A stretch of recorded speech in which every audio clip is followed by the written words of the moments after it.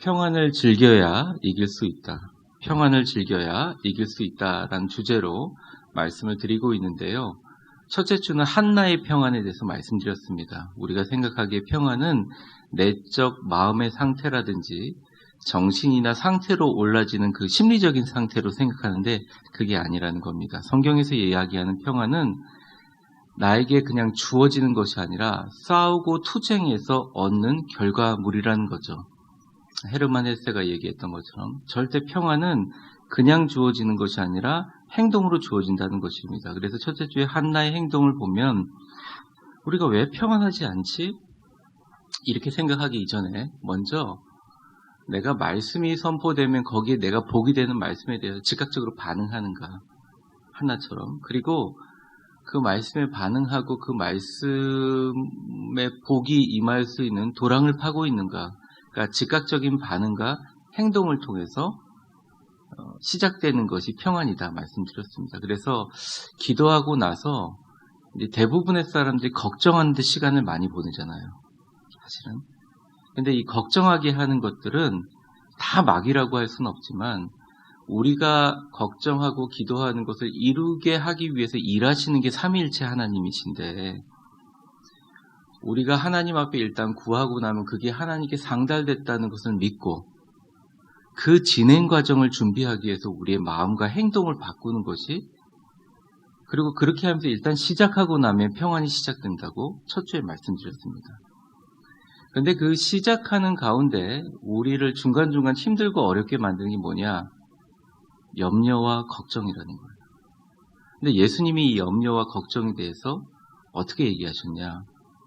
대부분의 염려와 걱정은 지금 있는 순간을 걱정하거나 염려하지 않는다는 것입니다. 남이 무슨 말을 해줬든지 뉴스를 들었든지 자기와 상관없는 일이든지 아니면 지금 나에게 일어나는 일들을 걱정하는 사람들은 거의 없다는 거예요. 그러니까 예수님이 보시기에도 너무 힘들게 산다는 거예요, 사람들이. 한날의 괴로움은 그날의 족한데 1년 후에 일어난 일, 일주일 후에 일어난 일, 연말에 일어날 일들을 걱정하고 내일도 아니고 남의 일 걱정하면 너무 힘들어하는 거예요. 그래서 예수님께서 말씀을 통해서 내일 걱정은 일단 내일로 미루라. 그리고 지금은 하도 걱정이 되면 그 지금 오늘의 걱정이라도 주여하고 성령님하고 그 순간에 맡기면 우리가 현재를 살게 되고 우리의 두근거리는 마음이나 힘든 부분에 대해서 이렇게 자정적인 능력을 우리가 가지고 있다. 또한 무조건 내가 하고 있는 일을 내일이란 날짜로 미루는 것도 중요하지만 우리의 영역이 아닌 내일에 계신 하나님께 맡기는 믿음으로 맡기는 것이다. 그게 바로 우리가 평안을 위한 준비를 하고 실제적인 일을 착수할 때 방해하는 여러 가지 염려에 대한 그런 해방책이라는 것입니다. 그런데 우리가 이런 말씀을 많이 듣는데도 불구하고 내일을 걱정하고 염려 가운데 사는 이유가 무엇인가를 이제는 물을 때가 아니라 내가 평안을 유지하기 위해서 나의 평안을 방해하는 수많은 것들을 어떻게 하면 이렇게 제거해 나가고 정리해 나가고 예수님만 바라볼 수 있는 그런 시스템을 만드는가라는 질문을 해야 된다 말씀드렸습니다. 사실 교회가 여러분에게 그걸 도와줘야 됩니다. 제가 한두 주간에 좀 결심을 하게 됐습니다. 우리 성도들이 불안해하는 것들에 대하여 이제 설명할 때가 됐구나 이런 생각이 들었어요. 그러니까 덕을 위해서 평안을 위해서는 운명이 필요하지만 이젠 좀 설명할 때가 됐구나. 모든 사람들이 알기 쉽게 설명할 때가 됐구나. 그런 마음이 들었어요. 왜냐하면 그것은 또한 교인들이 가지고 있는 평안을 위해서이기도 합니다.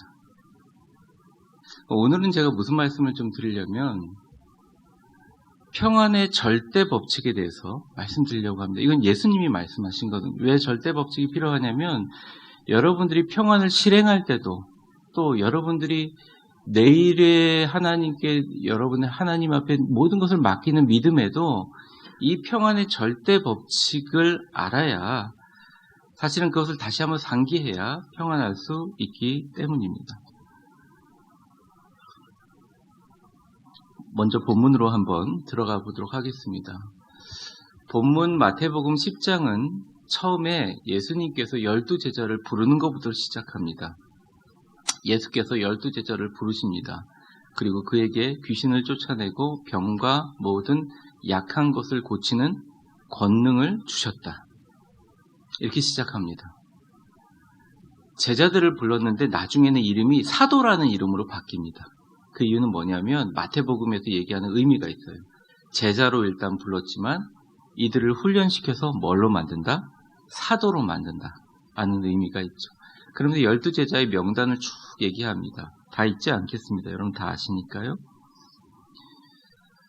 그러면서 이제 그 2절부터 4절까지 보면 이 12제자라고 하지 않고 뭐라고 얘기하고 있습니까? 빨간 글씨로 12사도의 이름이라. 사도라고 하면 굉장히 거창하죠. 어떤 분들이 기도할 때 주의 사도인, 말씀의 사도인, 목사님을 위해서 기도할 때 초기에는 제가 담임 목사로 왔을 때 굉장히 깜짝 놀랐어요. 사도라는 말이 굉장히 뭔가 생명을 걸고 이를 죽을 사자로 막 생각하시는 분들이 되게 많아요. 근데 그 사도는 정확하게 얘기하면 간단한 헬라어 말입니다. 아포스톨로스, 보냄을 받은 자예요. 그래서 사실 이런 말은 말이 안 되는 겁니다. 나는 정의의 사도다. 그럼 그 사람은 어떤 사람이냐? 정의로부터 부름을 받은 사람이에요. 보냄을 받은 사람이에요. 근데 정의는 누구에 따라 다 다르잖아요. 사실 정의의 사도라는 건 말이 되지 않습니다. 그런데 여러분 얼굴 좀 피세요. 여러분 얼굴이 다 어두워. 저도 웃으면서 설교하고 여러분도 웃어야지 좀. 왜 이렇게 참 힘드세요? 마스크가 좀 어려우세요. 잠깐만 이렇게 좀 숨 쉬시고 뺐다가. 12사도라는 말은 어떤 사명을 받았다는 이야기예요. 그러니까 그냥 내가 내 주장으로 복음 전한다 이게 아니라 뭔가 사명을 받을 수 있는 상황들을 가지고 있다는 얘기예요. 무슨 얘기인지 알겠죠? 그러니까 12사도는 무슨 사명을 갖고 있다는 거죠. 그 사명이 뭐냐? 바로 하나님의 아들이신 예수님께서 자신의 이름을 빌려주면서 귀신을 쫓아내고 사람들을 구원할 전권을 주셨다는 겁니다. 근데 그 사명을 실천할 때, 사명을 받고 실행할 때 반드시 제자들이 알아야 될 절대 법칙이 있다는 거예요. 오늘 이 두 가지를 말씀드리려고 합니다. 첫 번째 저를 한번 따라해 보겠습니다. 이 첫 번째 법칙입니다. 시작. 평안은 선포하며 확대할수록 더 커진다. 평안은 내가 선포하며 확대할수록 커진다는 거죠. 더 커진다는 거죠. 제자들에게 제일 부탁했던 것이 뭐냐면 12절의 말씀처럼 어느 집에 들어가든지 먼저 평안하기를 빌라고 얘기하셨습니다. 평안하기를 빌라. 그런데 이 평안하기를 빌 때 첫 번째 절대 원칙을 기억해야 된다는 것이죠. 평안을 선포하고 확대할수록 더 나에게도 주변에게도 커진다는 말씀이죠. 우리는 평안을 소유하기 위해서 노력을 많이 합니다. 왜냐하면 평안을 소유할 때 기쁨을 느끼죠. 평안이 사라지면 불안과 염려에 휩싸입니다. 우리 대부분의 사람들이 내 통장에 잔고가 좀 있으면 평안합니다. 관계가 나빴던 분들의 같이 어느 날 전화가 와서 밥 한 번 먹자 그러면 마음이 편안해집니다. 당연한 것이죠. 그래서 우리는 대부분 평안에 있어서 공격적이지 않고 수동적이거나 방어적인 반응을 하기 대부분이에요. 그러니까 내가 어떻게든 가지든 평안을 유지하려고 해요. 지금 상태가 좋으면 지금 상태를 유지하면 평안이 오래 머물 거라고 생각을 합니다. 물론 그것은 지금 평안한 사람들에 해당되는 이야기입니다. 그래서 나에게 평안이 없을 때 내가 전에 가졌던 평안의 상태로 돌아가기 위해서 휴식을 취하거나 수면을 취하거나 명상을 한다든지 오락을 한다든지 운동을 하면서 그 평안의 상태를 유지하려고 합니다. 근데 예수님은 제자들에게 사도로 쓰임받기 위해서 이거랑 완전히 정반대되는 말씀을 하세요. 그게 뭐냐? 우리가 평안을 가지고 있을 때 지체 없이 남에게 선포하고 흘려보내야 한다. 그래야 평안의 능력을 발휘할 수 있다. 저를 한번 따라해 보십시오. 평안을 가지고 있을 때 자꾸 나누고 흘려보내야 된다. 그래야 평안의 능력을 발휘할 수 있다. 지금 여러분들이 여러 가지 여유와 평안이 있다면 가능한 많은 사람들에게 평안을 선포하고 확대해야 됩니다. 반대로 내가 정말 평안하지 않아요. 그 평안하지 않는 불안과 염려를 이길 수 있는 방법도 내가 가지고 있지 않지만 평안을 선포하고 확대되는 것으로부터 시작된다는 거예요. 연습 한번 해볼까요? 옆에 있는 분들에게 웃으면서 이렇게 얘기해 보기 바랍니다. 모든 삶이 예수님 때문에 평안하시기를 축복합니다. 이게 진심으로 내 주변의 사람들이 그렇게 하면 이게 확대되기 시작한 거예요. 나에게 커지기 시작한 거예요. 그리고 그게 남보다 내가 가지고 있는 평안을 사로잡게 된다는 것입니다. 그것이 바로 평화의 사도인 그리스도인들의 본질적인 능력입니다. 예를 들어 집에서 아빠가 문을 탁 열고 집에 들어올 때 많은 아이들이 아빠가 왔으니 이제 우리 집에 평안이 시작된다라고 하는 게 그리스도인의 가정의 정상이라는 거예요. 아빠가 딱 들어오면서 무슨 걱정을 하고 계시나 걱정하기 시작하면 이것은 뭔가 잘못되어 있다는 것입니다. 누구를 우리가 만나든 방문할 때 가장 먼저 해야 될 일들이 평안을 선포하는 것이라는 거죠.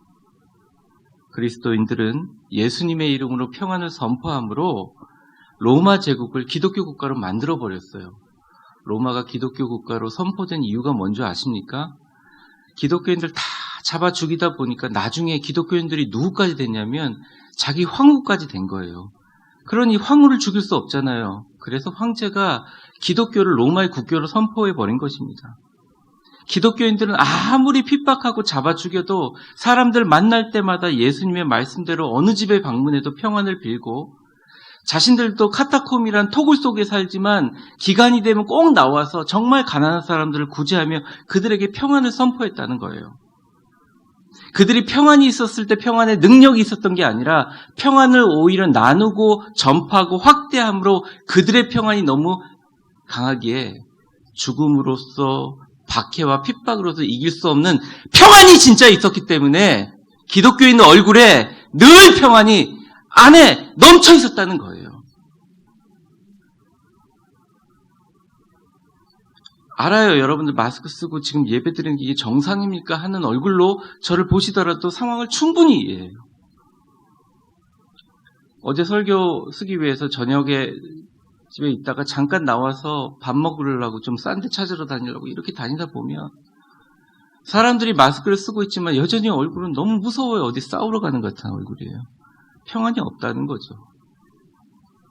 우리 성도들에게 어쩌면 하나님의 말씀이 평안으로 다가오지 않을 수 있습니다. 근데 제가 분명히 말씀드립니다. 우리가 추구하는 평안은 내가 만들어내는 평안이 절대 아니라는 거죠. 예수님이 주시는 평안이 이 일을 가능하게 한다는 것입니다. 사랑하는 성도 여러분, 아무리 핍박하고 죽여도 예수님의 말씀대로 평안을 선포하고 로마를 바꾸고 세계를 바꿨던 사람들처럼 어디를 가든지 그들은 예수님의 평안으로 기선을 제압하고 집에 들어가 복음을 전했다는 것입니다. 얼마나 많이 힘드시고 아프고 지치세요. 저는 여러분들에 대해 다 느끼지 못하지만 기도하고 있습니다. 주님께서 여러분들을 위로해 주시기를 바랍니다. 아니, 여러분에게 좋은 일이 생기기를 바랍니다. 하지만 본문에서 이야기하는 진짜 평안은 우리의 환경을 초월한 권능이라는 거예요. 우리의 가슴 속에 슬픔과 고통이 가득할 때 예수님 달리신 십자가를 바라보시면 그곳에 평안이 있다는 것입니다. 왜냐하면 피 흘리며 십자가에 달리신 예수님이 바로 우리 평안의 원천이기 때문입니다. 제자들은 예수님과 함께 생활해 봤고 예수님이 고통당하며 소리 지르며 울부짖으며 죽어가는 피 흘린 십자가를 보았고 부활의 영광을 보았기에 그 어떤 사람들이 논증하거나 제시하고 납득시킨 평안이 아니라 예수님의 그 평안을 실제 받기 때문에 죽음을 이기는 평안을 소유하게 되었다는 거죠.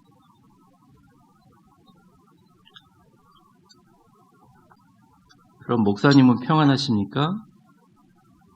물으신다면 굉장히 조심스럽게 저도 평안하다고 말씀드릴 수 있습니다.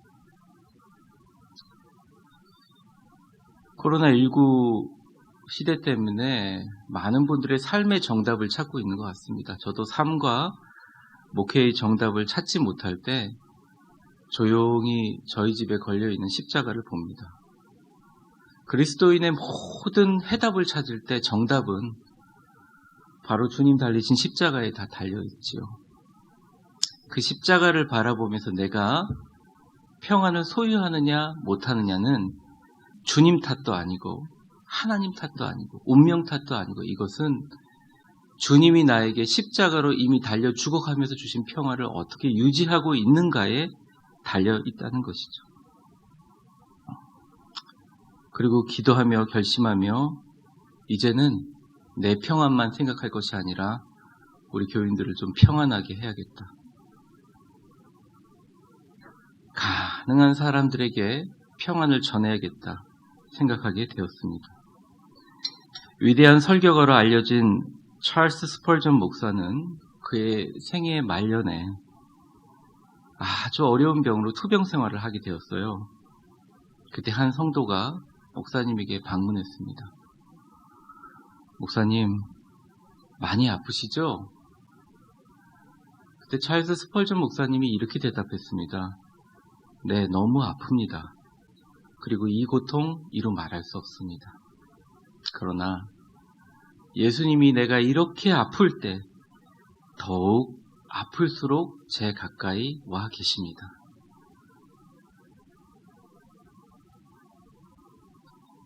이 땅 위에 험한 길 가는 동안 참된 평화가 어디 있나? 우리 모두 다 예수를 친구 삼아 참 평화를 누리겠네. 같이 해볼까요?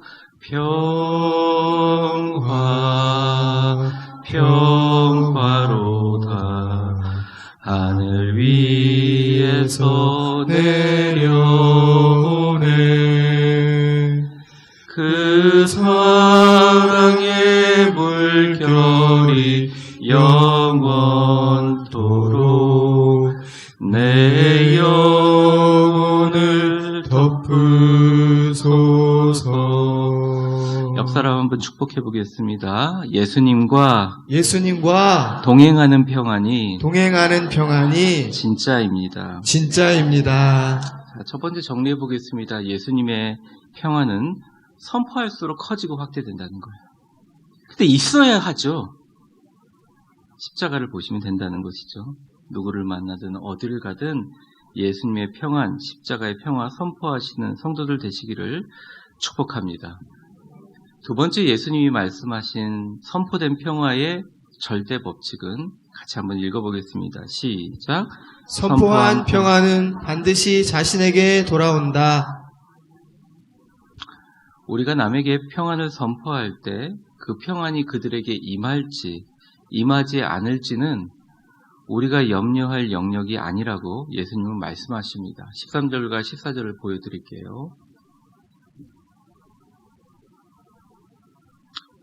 그 집이 이에 합당하면 또 너희 빈 평안이 거기 임할 것이고 만약 합당하지 아니하면 자 파란 글씨만 읽어보겠습니다. 시작. 그 평안이 너희에게 돌아올 것이니라. 그리고 14절에 누구든지 너희를 영접하지도 아니하고 너희 말을 듣지도 아니하면 너희 발에서 먼지를 떨어버리라 이렇게 나와 있습니다. 우리가 이웃에게 평안과 축복을 선포하면 대부분 잘 받습니다. 제가 사실은 목회를 하면서 많은 분들에게 논쟁하지 않고 축복합니다, 사랑합니다 그럼 다 받아요. 그리고 진심으로 그걸 믿고 마음속에 새기는 사람들은 복을 다 받습니다. 조금 늦어지는 것 같아서 요즘에 좀 당황스럽긴 하는데 제 기록은 깨지지 않으리라고 봐요. 하나님께서 반드시 저에게 주셨고 다 잘 됩니다. 회복이 됩니다. 위대한 교회 시작할 때 많은 분들이 경제적인 문제, 여러 가지 문제들이 있었지만 시작하면서 하나님께서 참 많이 해결해 주셨거든요. 지금도 그렇게 해주시라고 믿습니다. 그런데 평안을 빌어도 그 평안을 받아들이지 않거나 아니면 그것에 대해서 무감각한 사람들이 있어요. 근데 실망하지 말라는 것입니다. 그냥 그 결과를 하나님께 맡기면 그게 다 내게로 돌아오게 된다는 것이죠. 어쩌면 이 말씀이 냉정하게 들릴 수 있습니다. 하지만 발에 먼지를 떨어뜨리라는 말은 내가 전하는 평안이 또 내가 전하는 평안에 대한 타인의 반응에 너무 얽매이느라고 니네들 평안을 놓치지 말라고 하신 하나님의 말씀이에요. 오히려 반응에 민감하다 보면 자꾸 남 생각하다 보면 위축될 수밖에 없다는 것이죠. 재미있는 그냥 예를 들면 오랜만에 아들에게 평안을 좀 빌고 싶었습니다.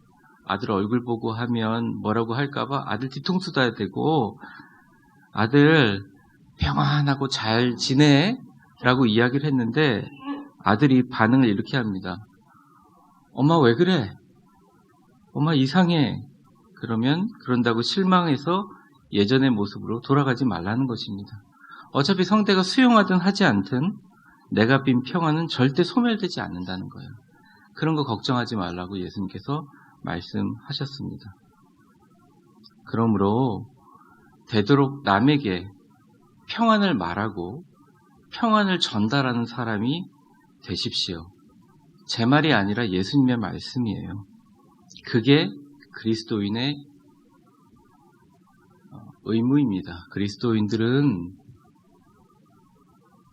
남을 평안하게 하는 사람, 그래서 우리가 복음을 전한다고 할 때 복복자를 쓰지 않습니까? 영어로 굿 뉴스라고 하지 않아요? 좋은 뉴스를 들으면 마음이 평안해지잖아요. 이웃이 불안에 떨고 있을 때 평안을 말하는 사람이 되십시오. 그래야 그 법칙에 따라 내 자신이 평안해질 수 있다는 것입니다. 우리는 불안이 아닌 평안을 전염시키는 사람이 되어야 한다는 거예요. 왜냐하면 선포된 평안은 반드시 소멸되지 않고 그에게 또는 나에게 돌아오기 때문입니다. 그 옛날 파송받은 12사도는 생명을 걸고 평안을 빌었고 많은 사람들에게 평안을 빌고 나니 12사도 자신의 평안이 가득하게 되었어요. 그래서 여러 가지 잔인한 방법으로 순교를 했지만 베드로도 그랬고 안드레도 그랬고 죽는 순간까지 세상 사람들이 어떻게 평안할 수 있을까라고 하는 만큼 평안했다는 것입니다. 예수님의 이름으로 세계를 정복했고 이 땅에 그리스도의 나라를 만들었습니다. 여러분도 그런 능력을 주님께 다 받으셨습니다. 그리고 여러분들은 할 수 있습니다. 우리의 가정, 우리의 교회, 우리의 이웃에게 평안의 메시지가 되시기를 주의 이름으로 축원합니다. 여러분의 가정이 평안하여지고 여러분의 교회와 여러분의 직장이, 여러분의 이웃이, 여러분의 셀 모임이 평안해지는 복이 있기를 바랍니다. 여러분 때문에 그 평안은 상대의 반응과 상관없이 우리에게 돌아오기 때문입니다. 자, 말씀을 정리하며 우리가 이번 주에 어떤 방법으로 살아야 할 것인가, 어떻게 살아야 될 것인가 말씀드리며 말씀을 마치려고 합니다. 간단하게 말씀드리겠습니다. 우리에게 평안을 한번 선포하면 그것은 소멸되지 않습니다. 아들에게, 딸에게, 가족에게, 사람에게 선포하면 반드시 소멸되지 않아요. 그러니 일단 선포를 해야 돼요. 내가 가지고 있고 유지하려고 노력하는 힘에 대신 선포하며 살아야 됩니다. 누구를 만나든지 그들의 마음속에 불안이 해소될 수 있는 예수님의 참 평안을 선포해야 됩니다. 가장 먼저 제발 가족부터 시작하세요. 여러분의 아내, 여러분의 남편, 여러분의 자녀들에게 여러분의 평화를 선포하고 사실 가족들도 여러분이 선포하는 평안을 기다리고 계십니다. 그리고 나서야 교회나 이웃으로 확대해 나가십시오. 예수님의 절대 법칙에 따라 그렇게 되면서 평안이 여러분의 영혼부터 시작되기 시작할 것입니다. 잘 생각해 보면 예수님께서 살아생전 제자들에게 많은 것을 요구하지 않았어요. 예수님은 단 한 가지만 요구했습니다. 그리고 예수님이 부활하시고 제일 처음 제자들이 숨어있는 다락방으로 오셨을 때 하신 말씀이 다른 어느 복음에도 기록되어 있지 않지만 누가복음에 딱 기록되어 있는데 제자들을 보고 뭐라고 얘기했냐면 야, 일 열심히 해라. 선교해라. 교회 봉사 열심히 해라. 전도해라 하지 않으시고 처음에 제자들이 방에 찾아와 하신 말씀이 너희들 평안하냐? 평안하냐? 물어보셨어요. 진짜 평안하냐? 물어보셨어요. 그리고 평안하라 라고 이야기하셨습니다. 21세기 코로나19 시대를 살고 있는 저와 여러분에게 예수님은 똑같이 물으십니다. 평안하냐? 그렇냐? 그럼 평안을 선포하는 사람이 되라. 평안을 만들어가는 삶을 살라. 그러면 평안이 있을 것이다. 주님 말씀하십니다. 이 예수님의 방법만이 가장 평안을 즐기고 최후 승리하며 이 세상을 이기는 방법입니다. 기도하겠습니다.